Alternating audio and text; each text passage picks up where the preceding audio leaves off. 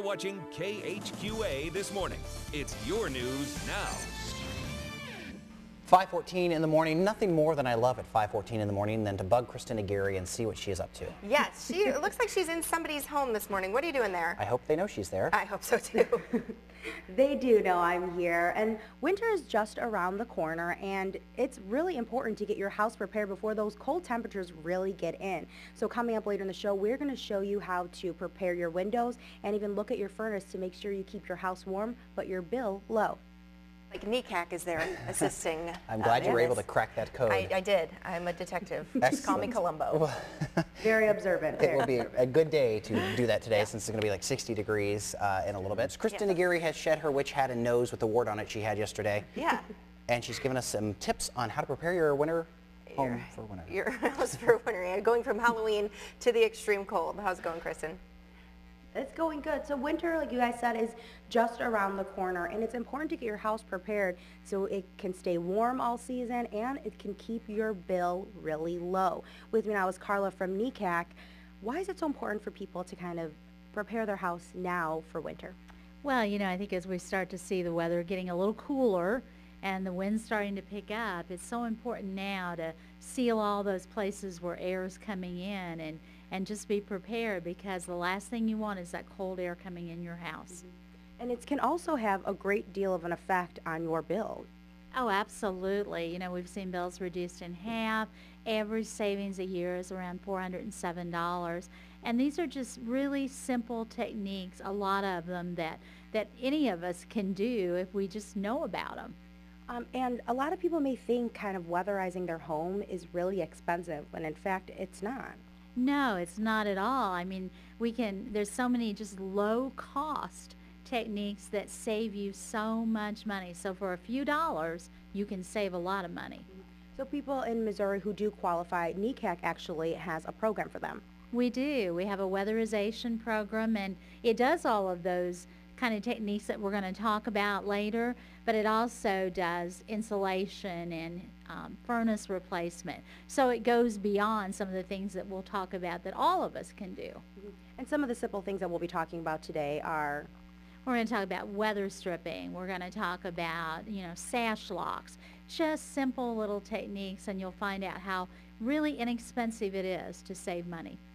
All right, well, coming up later in the show, we are going to show you what you need to do to keep your house warm, and it is as simple as changing a lock on a window. Is it warm in there now?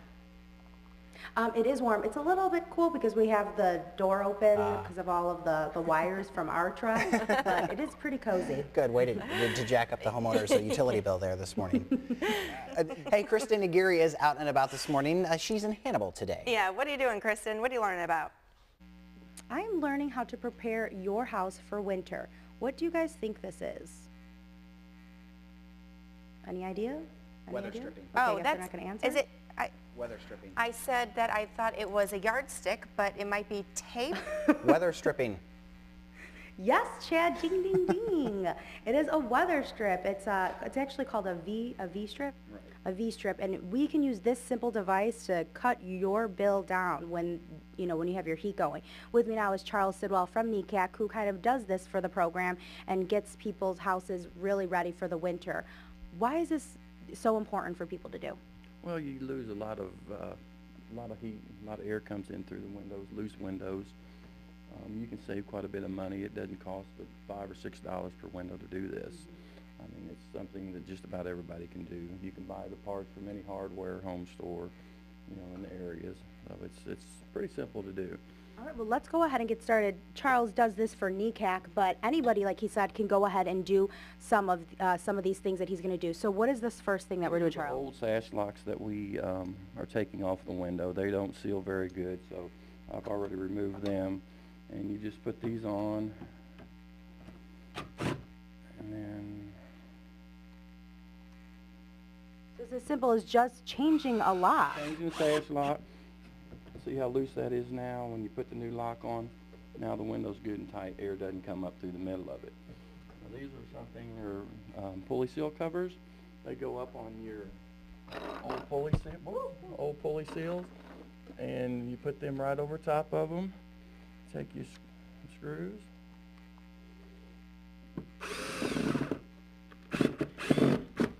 screw them in like that, and your air doesn't come in through there. There's quite a bit of air that comes through these old pulley seals. Also, what we do on the outside is we use the glazing. I accidentally called this glue earlier. It's not glue. But you remove all the old glazing on the outside, and then you just run this down it, and then it makes a real nice seal on it. And then this stuff here you were talking about is the bronze V-strip. It goes on the bottom of the window. And we can basically, all we do is you open it, you put it in, and it creates that seal. Right. Well, all of these simple things you can do at home, and some of these things don't even cost more than $1.50, but they will definitely save you money when it comes to your heating bill. Pretty neat. I like saving money, I do too. and I don't like high electric bills. I don't either. I need to tweet her a question. She's got some great tips for us. Kristen?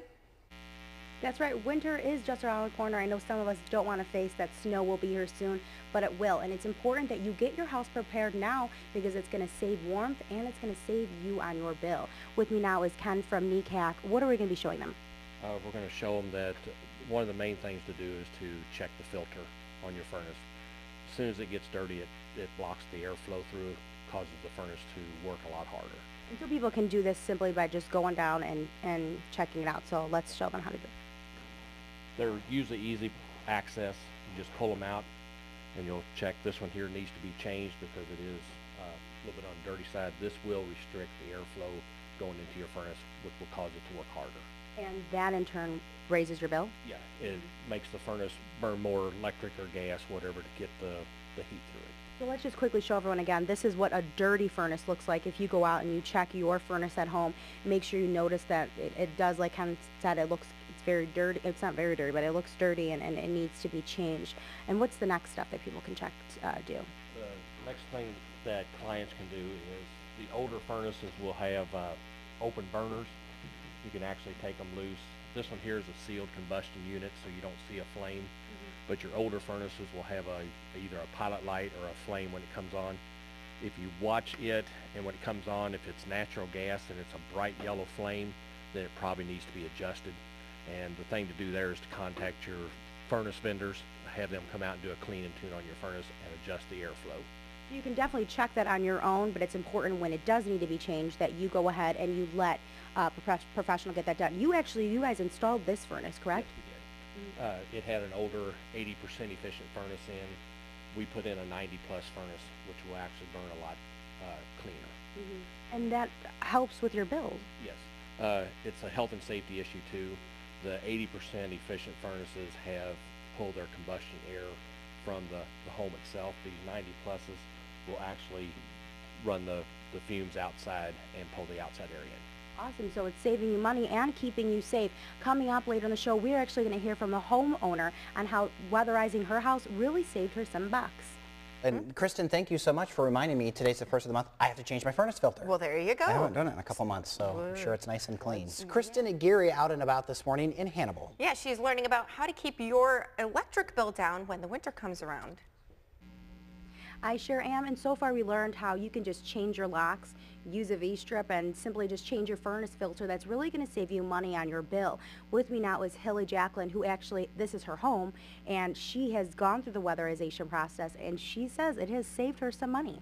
It saved a tremendous amount of money. This last summer when it was so hot and everyone was running their air conditioners because the house was insulated in the attic and in the walls. My tenants next door, their electric bill 1 month was well over $300. Mine was only about $125. And I noticed the same kind of difference last winter when we were heating. The tenants were much higher than my gas bill is because, among other things, my furnace was also replaced. The original furnace had something like a 65% efficiency rating, and the new furnace now has a 95% efficiency rating. And so you have been through this weatherization process now for almost a year. Yes. And when they first came in, they measured basically how drafty your house is, right? Yes, they did. They sealed off the house and they put a blower into one of the doors and sucked air through, and they were able to measure how much wind was blowing through the house. And the initial number was around 15,000 cubic feet per minute.